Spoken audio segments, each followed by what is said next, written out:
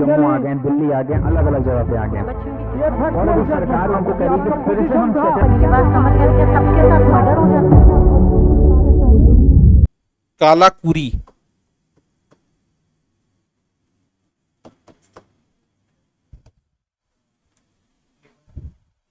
पटाभिरामा स्वामी,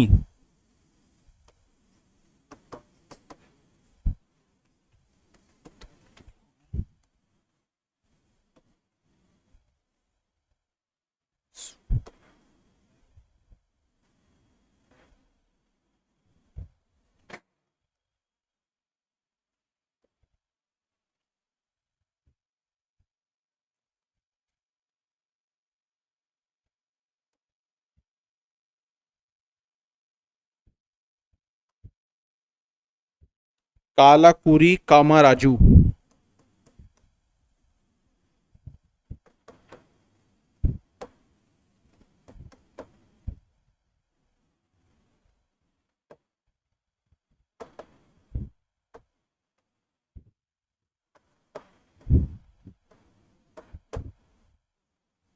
ये है आपका जजमेंट 2024 में।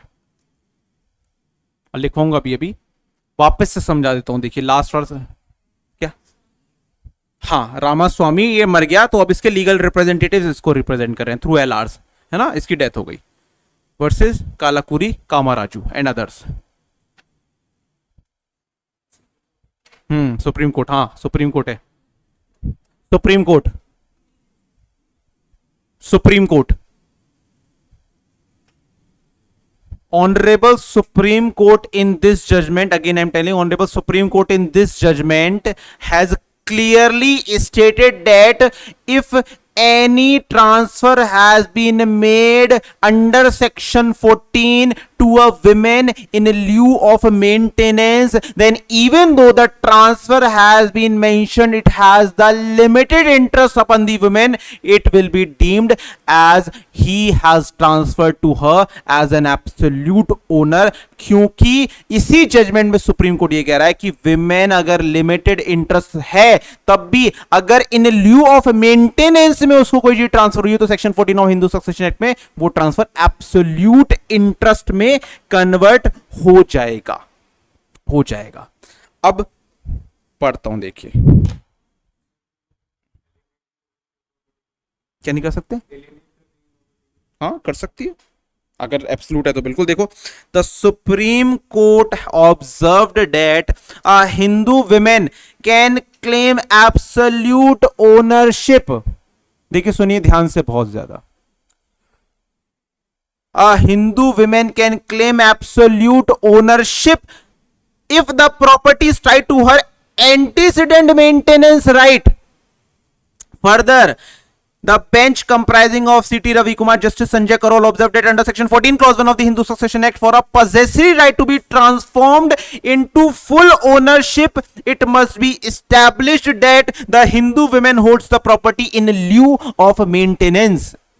So even though he had given only the possessory right to that woman, she had an absolute right, but she has to prove that she get the property in lieu of maintenance.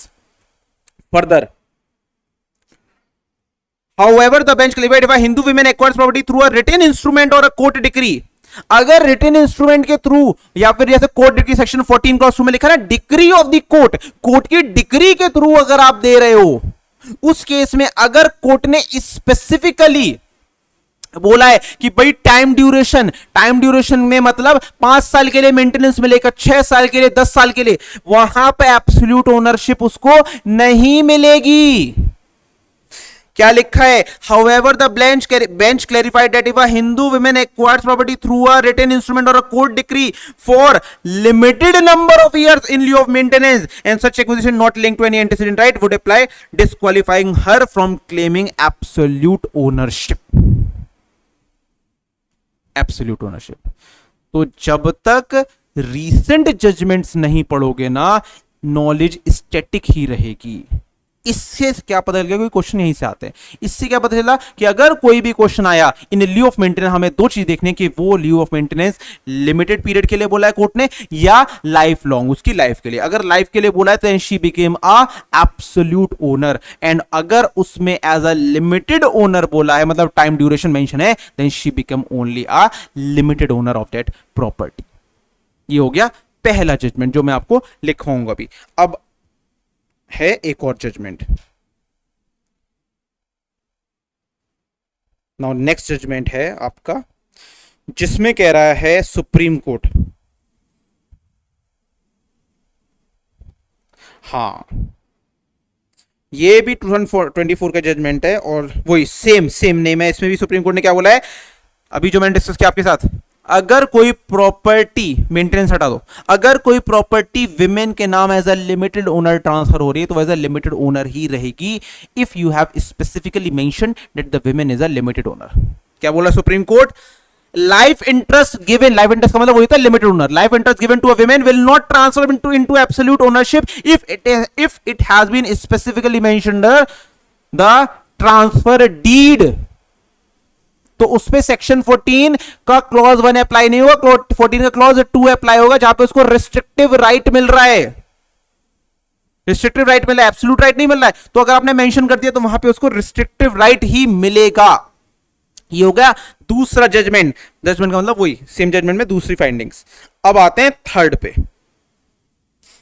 इसमें क्या कह रहा है, हाँ अभी जो मैंने आपको बताया, अगर आपको किसी भी प्रॉपर्टी पे एब्सोल्यूट ओनरशिप क्लेम करनी है तो first and foremost essential condition क्या है कि वो प्रॉपर्टी आपके पोजेशन में होनी पड़ेगी आइदर बिफोर और after the commencement of this act. Delivered है तो ये भी 2024 का आई थिंक सेम जजमेंट ही होगा, फिर तो 24 में है तो एक मिनट देखते हैं, नहीं। Subscribe for more content.